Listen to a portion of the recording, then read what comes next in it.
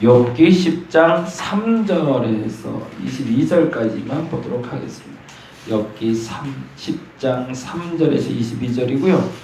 보셔야 될 본문은 8장부터 11장까지로 수아 사람 빌닷과 욥의 이야기입니다. 어제는 엘리바스와 욥의 이야기였다면 오늘은 수아 사람 빌닷과 욥에 대한 이야기고요. 여기서 좀 재미난 공통점을 이제 찾아야 되는데 조금 이따 또 말씀드릴 거지만 이들의 대화 가운데 우리는 욥의 대답을 조금 중심으로 좀 보려고 해요. 동일한 질문을 반복해서 하고 있는데 그 동일한 질문 가운데 욥은 어떻게 반응하고 있는지 한번 보도록 하겠습니다. 10장 3절에서 22절까지 우리 같이 한 목소리로 읽도록 하겠습니다. 주께서 주의 손으로 지으신 것을 학대하시며 멸시하시고 악인의 꾀에 빛을 비추시기를 선히 여기시나이까? 주께도 육신의 눈이 있나이까? 주께서 사람처럼 보시나이까? 주의 날이 어찌 사람의 날과 같으며 주의 해가 어찌 인생의 해와 같기로 나의 허물을 찾으시며 나의 죄를 들추어내시나이까?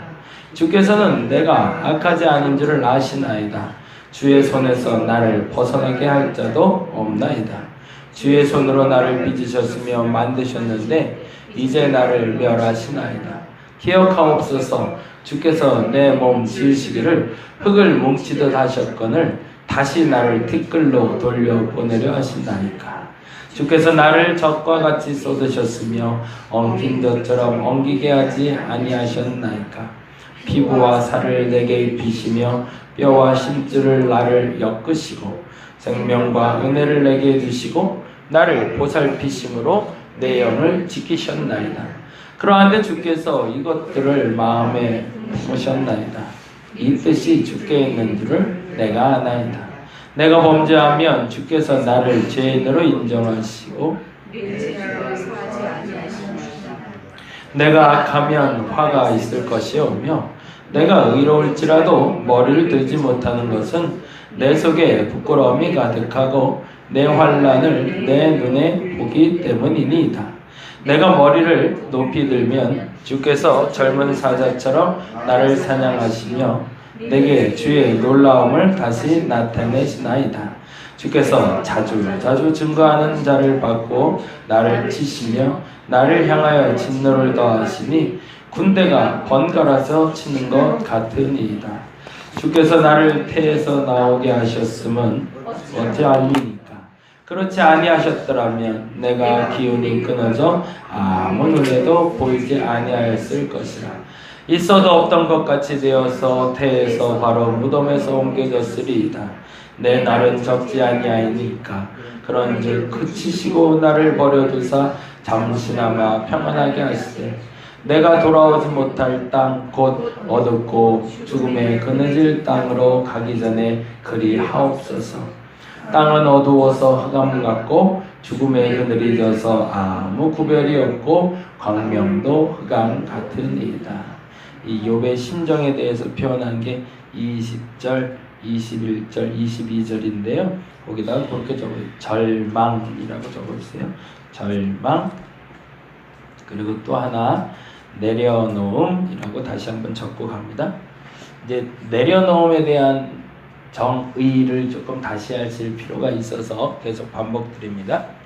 내려놓는다라는 단어를 쓸 때 내려놓는 건 내가 가진 것을 주께 드리는 거잖아요.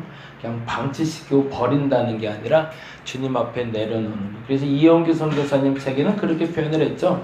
쇼핑센터에 가서 이제 카트에다 물건을 담고 있다가 물건을 이제 점원한테 넘겨줘서 바코드를 찍고 내게 넘겨주는 것처럼 내게 있는 것을 점원에게 줘야 내게 되는 것처럼 하나님께 내 것을 드려야 그것을 빌어서 나에게 주신다. 이렇게 이영규 선교사님은 설명을 했는데 그래서 우리가 내려놓는 걸 조금 쉽게 생각하는 것 같아요.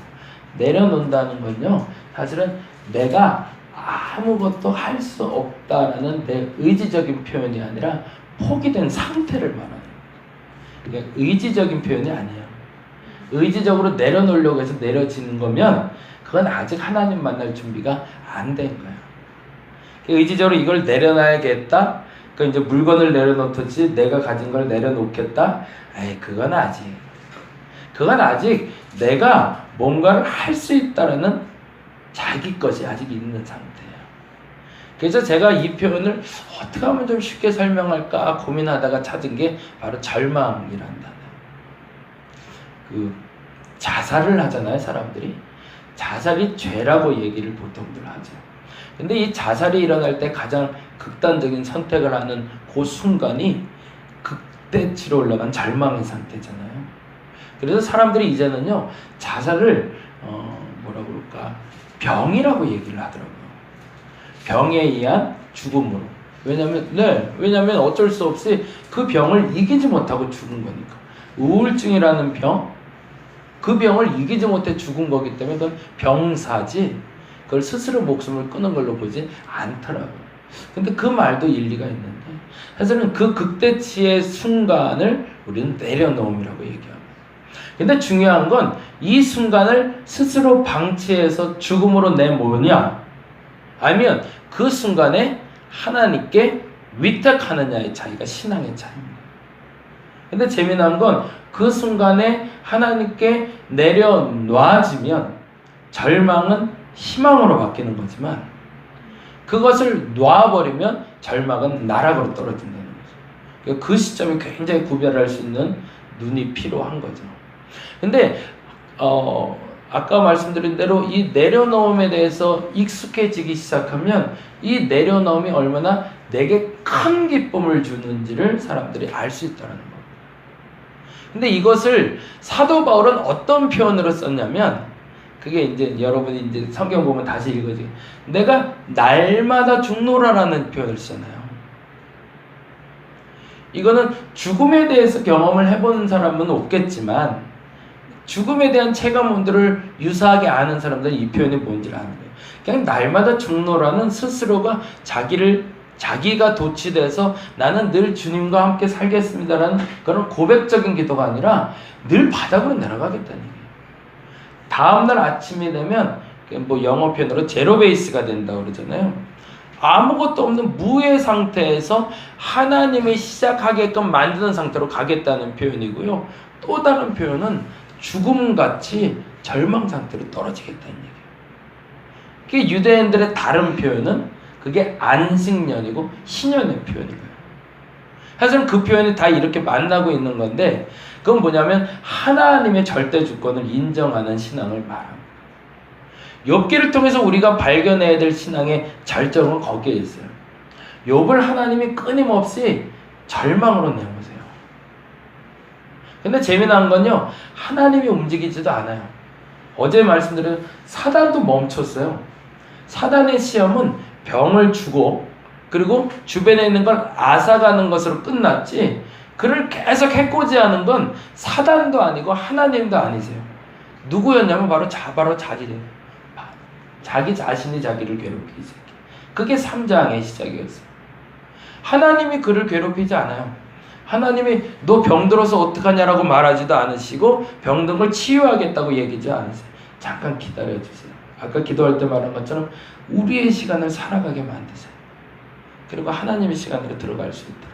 근데 이 우리의 시간이 얼마나 고통스러운지를 욥이 경험하는 장면이 3장부터 41절입니다. 나와의 싸움이 계속 시작되는 거예요. 나와의 싸움. 이 병이 날 때까지. 어떤 사람들은 그 병이 낫는 시간이 하루 이틀이면 되는 사람도 있고, 뭐 감기 같은 경미한 병은 그렇잖아요. 근데 어떤 사람은 십수년이 걸릴 수도 있다는 거예요. 근데 그 기간 동안 사단도 방치한다는 거예요. 그래 놓고 누구와 싸우게 만드냐면 스스로 싸우게 만드는 겁니다. 그러면 나는 어떤 것과 싸우는 걸까요? 그 절망의 상태로.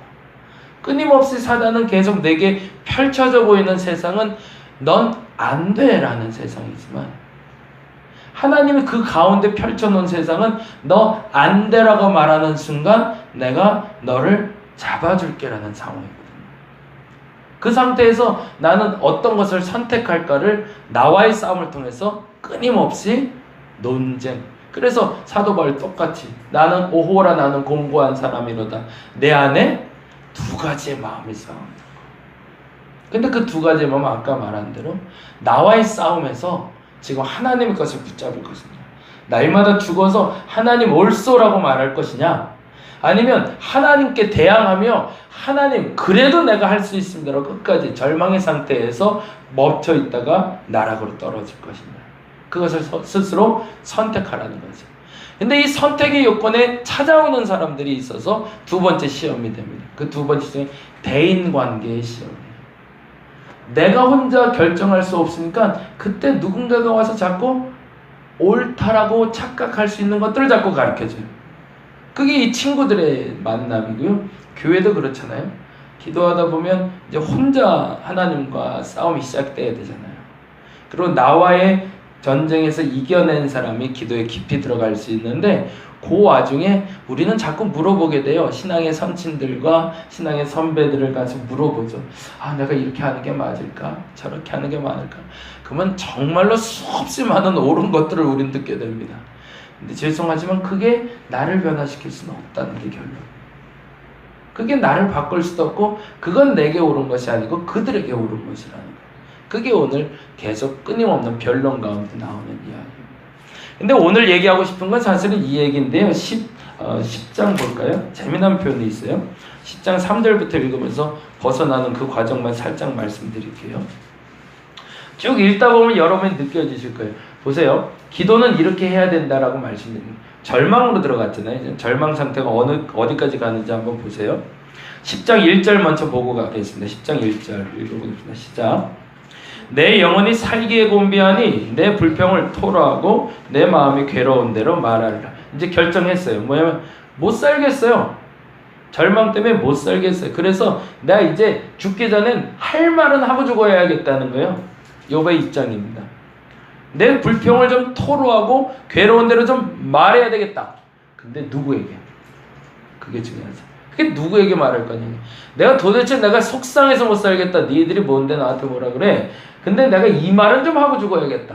그리고 하는 게 2절입니다. 읽어봅니다. 내가 거기다가 줄을 쳐주세요. 그게 시작이죠.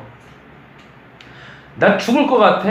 미치겠네. 화나서 짜증나서 진짜 이런 세상 막 욕을 하고 싶은 거예요. 내가 이 한마디는 내가 하고 죽어야겠어.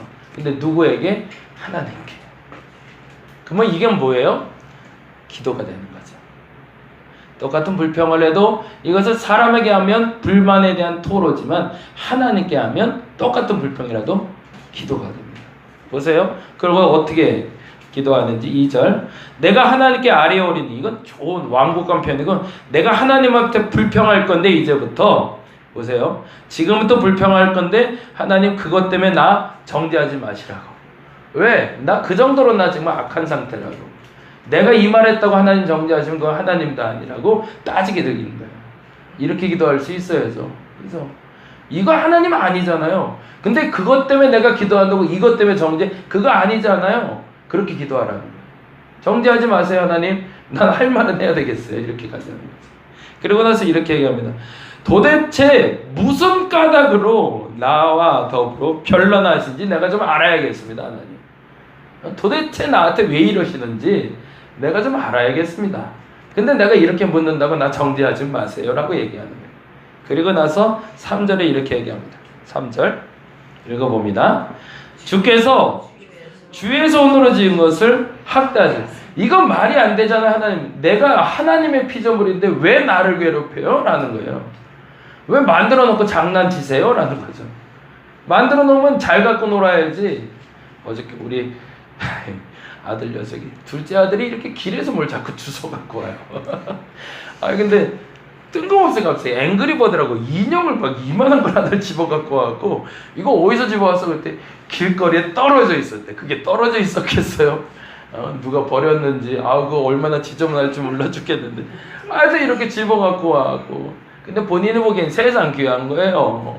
뭔 떼거면 그냥 엄마 생각엔 거기에 고양이가 오줌을 넣었는지 네가 어떻게 아니? 그랬더니 아니래, 깨끗하대요. 깨끗하대. 자기가 주워왔으니까. 아니 길에서 주워와도 소중한 건 소중한 건데 내가 만들어 놓고서 이따위로 하면 안 된다는 거죠. 이렇게 기도하시라는 거예요. 제가 이런 좀 격한 표현을 쓰는 이유는 이렇게 기도 시작하시라는 거예요. 그게 기도가 시작되니까. 보세요. 그 다음에 이제 얘기 조금만 길게 할게요. 1, 2분만 더 갈게요. 정죄하지 마시었고 무슨 까닭으로 얘기했죠. 그 다음에 도대체 당신이 만들어 놓고 나한테 이렇게 하면 안 되지 않습니까? 라고 3절에 얘기하면서 보세요. 4절 주께도 육신의 눈이 있나이까? 주께서 사람처럼 보시나이까? 당신 눈이 좀 잘못됐죠? 라고 얘기합니다. 당신 눈이 잘못됐어. 지금 괴롭힐 사람이 따로 있고 안 괴롭힐 사람이 있는데 나를 괴롭혀? 이건 아니잖아요. 라고 얘기합니다. 그건 사람의 눈이지 신의 눈이 아니야. 그리고 나서 이렇게 얘기해요. 5절 주의 날이 어찌 사람의 날과 같으면, 이게 아까 기도했던 얘기입니다. 하나님의 날과 우리의 날이 다릅니다. 욥은 알고 있었던 거죠. 영적인 사람이기 때문에 주의 날이 어찌 사람의 날과 같으며 주의 해가 어찌 인생의 해와 같기로 나의 허물을 찾으시며 나의 죄를 들추어내시나이까. 왜냐하면 7절에 주께서는 내가 뭐하대요?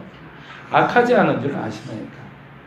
만일에 욥이 잘못해서 당하는 걸 알았다면 이렇게 기도 못했을 거예요. 모르겠으니까 이렇게 기도할 수 있는 거고, 난 옳게 행동했으니까 이렇게 기도할 수 있죠. 불평할 수 있는 사람은 잘못하지 않은 사람들이에요. 그렇게 시작을 하시면 돼요. 그러면 하나님이 다음에 이렇게 반응하게 만들어주세요. 그 다음에 이렇게 쭉 불평을 계속 하는데 이상하게 말이 좀 바뀌어요. 10절부터 볼까요?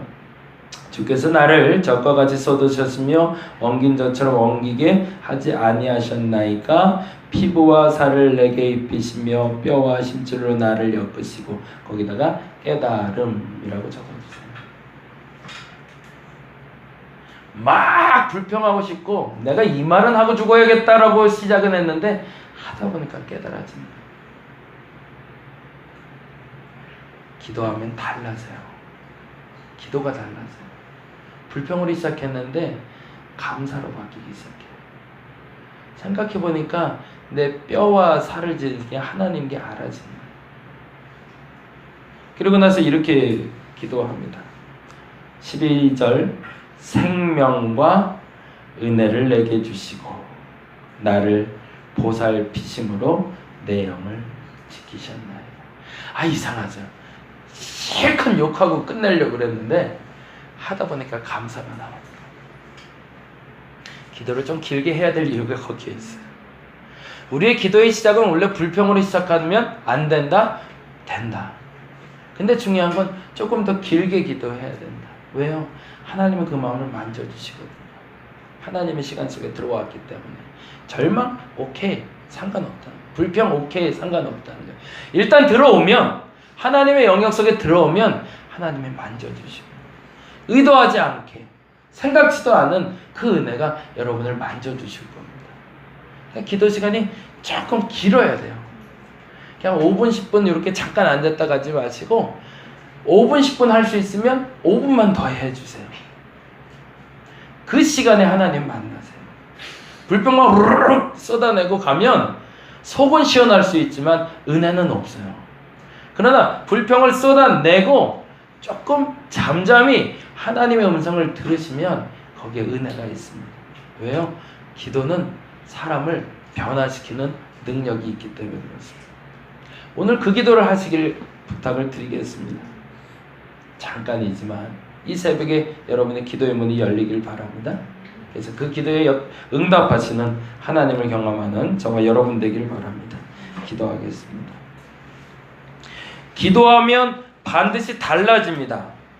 그 첫 번째는 내가 달라집니다.